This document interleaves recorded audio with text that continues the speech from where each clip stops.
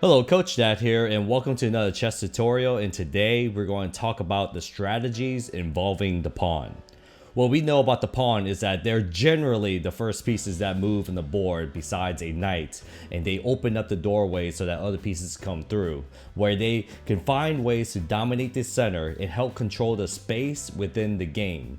And of course, as the game progresses, pieces are traded off and a new win takes place. The pawns start to begin acting like fish streaming upstream and trying to find their way to the promotional square.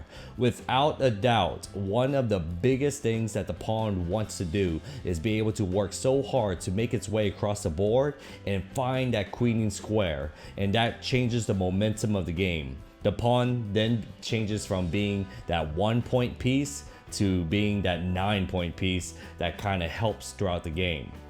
As we can see here in our upcoming examples, that these pawns are going to be involved heavily with these strategies. These are no longer pieces that get sacrifices. We find ways to sacrifice our own pieces so that way we can help the pawn become the queen or getting promoted on that very last rank. In this example, we see that this pawn right here on the 6th rank for white is probably one of the most vital pieces to win this game. All black is trying to do is hold on to a draw, because a king bishop versus another king bishop ends up in a stalemate or becoming a draw. But white has a chance. White has a chance to promote this piece. What happens in this particular example is that white plays f7, being one square away from being promoted into a queen. But black, being able to try to do everything it can to possibly even sacrifice its own bishop to be able to stop white from moving its pawn right here onto a promotional square. It's willing to do everything it can in order to prevent this promotion from happening. What white plays next is being able to play bishop to d4, being able to attack the king but also attack this bishop at the same time. Black has two choices. It simply could try to move the king out of check or out of its pin, because at this point this bishop can no longer move and attack this square anymore. This bishop right here is stuck, and what black decides to do is capture his bishop, sacrificing itself and then promoting it into a queen. What white did was a very great deflection tactic, being able to move the bishop right here and pinning this bishop against this king right here. Now this bishop had to respond simply by getting off of this square, allowing this pawn to be able to get promoted right here on f8. For these upcoming examples, I invite you to be able to set up your own chessboard in order to follow along and try to find the very best moves. These couple of puzzles may be a little bit tough, but you'll be able to visualize it with the board right in front of you. Anytime you see these numbers right here on the top right hand side, please feel free to press the pause button and then take your time in setting up the board and solve it along with me. I wish you the best of luck on these upcoming examples, and let's continue to practice, and practice. In this example, it is going to be black to move. Can you find the best move for black in this situation?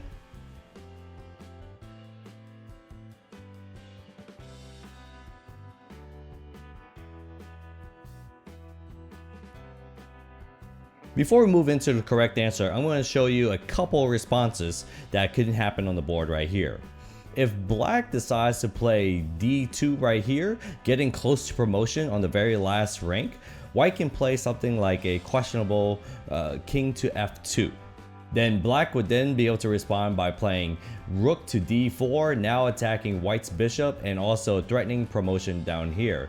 It doesn't matter which move white makes, no matter what, this bishop can be lost, or we can have a promotion down here.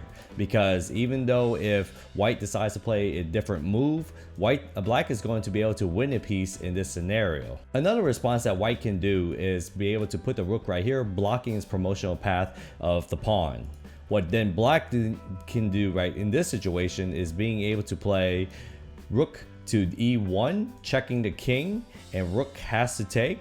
And unfortunately, if rook take, and then black would then be able to promote into a queen in this scenario. The best defense for white in this position is being able to move this bishop over here to a5, now attacking all the way down to the e1 square. none of these tactics that we mentioned previously can work, because even though if black attempts to do rook to e1 to try to check, white can still continue to take. And then even if black decides to respond by queening its queen right here, this bishop would then be able to capture this e1 queen right here.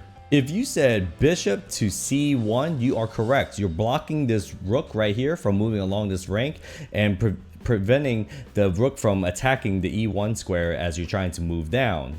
In this case, even though if white does respond by capturing this bishop, when we move the pawn down, we are now having a double threat of capturing this rook as well as promoting into the queen square right here on d1. So coming down here, even though if this is being played, it doesn't matter because white can respond back with rook to d1, still blocking the square, and then we're still able to move and attack this position right here. It doesn't matter, we're checking the king and attacking the rook at the same time. Rook has to take, we then take. After black plays bishop to c1, white then is attempting to play this. We've talked about this move earlier where this was the best defense for white, being able to move up here, being able to protect this e1 square from this rook from coming down. Black responds by playing d2. Now we have protection of each other. And then white sacrifices his bishop, preventing that queen, but then we're able to respond back and being up an entire piece. In this point, white would then resign because being down by this much material is just not going to last long into the endgame. In this example, can you find the best move for white?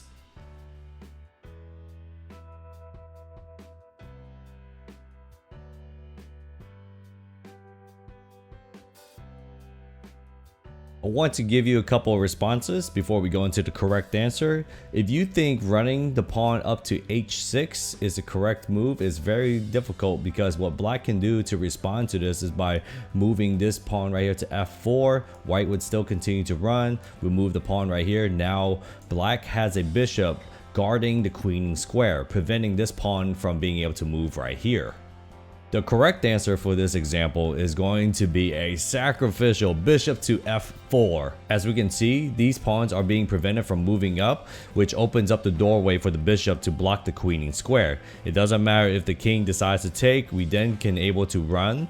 And it doesn't matter if the king gets out of the way, it'll be way too late for white to be able to promote their queen because this bishop no longer has a threat on the queening square on h8.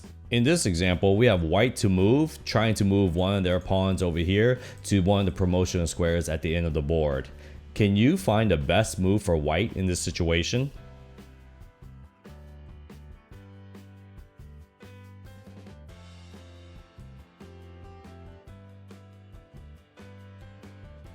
If you said g6, you are correct, because what black can do to respond in this situation is be able to take g6 right here with either pawn right here, and this is what can happen. White would then be able to push right here, and doesn't matter what happens. If black decides to take right here, then white would then be able to push f6, making it to the queening square. In reverse of that, if black decides to take this pawn right here on f5, white would then be able to take g7 in order to make it to the queening square. And if black decides to respond by capturing with the other pawn over here on this side, we have a very similar situation where white would then be able to push up to f6, now being able to threaten this and be able to threaten h6 as well. So then it doesn't matter what black decides to do, white would then still be able to sneak its pawn, sacrificing both of its pawns so that way one of its pawn can make it through and get to the promotional squares. In this example, white is to move. Can you find the best move for white?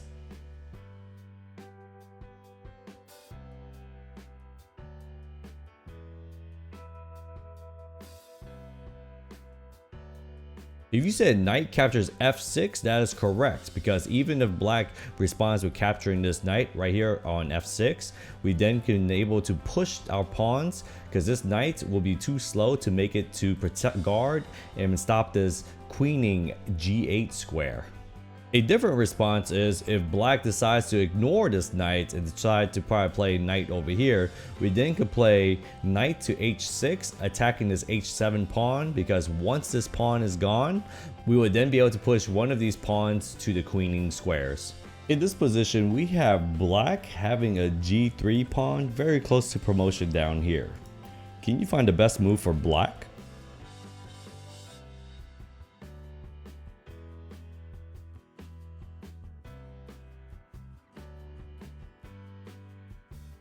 If you said knight captures d5, you are correct. Black is sacrificing this knight in order to break open this pawn combination down here. What we can see is if white responds, white has to respond to this check that's currently happening on its king right now. So one of the main ways that white will respond is by taking this knight. Now opening up the file for the e4 for the pawn to come down and attacking this pawn right here.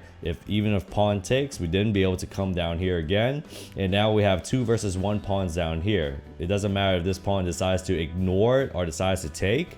This g3 pawn would then be able to make its way to the queening square. An alternative move after black has played e4 would then for white to attempt to play knight to c4 to try to block off additional queening abilities right here. What black would then be able to do is continue on with the attack by capturing f3. After capturing f3, we then have a potential position where knight will be able to be played right here, attacking this pawn right here, and then being able to respond by moving this pawn, threatening the queening promotion. White would then respond with bringing the king into the action in order to eliminate all of these different pawns that could have a potential promotion. Then black would then be able to respond with f3, threatening to take g2 and opening up for the queening squares, because at this moment knight cannot take f3 because then you'll be able to threat promotion right here, and then the king cannot get into the action. So even though if this is being taken in this scenario, it doesn't matter. Black would be able to move and attack right here, threatening promotion on the last rank. Thank you again for watching today's video. I hope that today's lesson has been very helpful for you. And again, we want to be able to strategize and find ways to promote our pawns to the last rank, because that's going to be the momentum shift that's going to happen in the game. I appreciate you guys very much for watching. Thank you all very much again. Good luck on your chess, and we look forward to seeing you in the next video. You have a great day.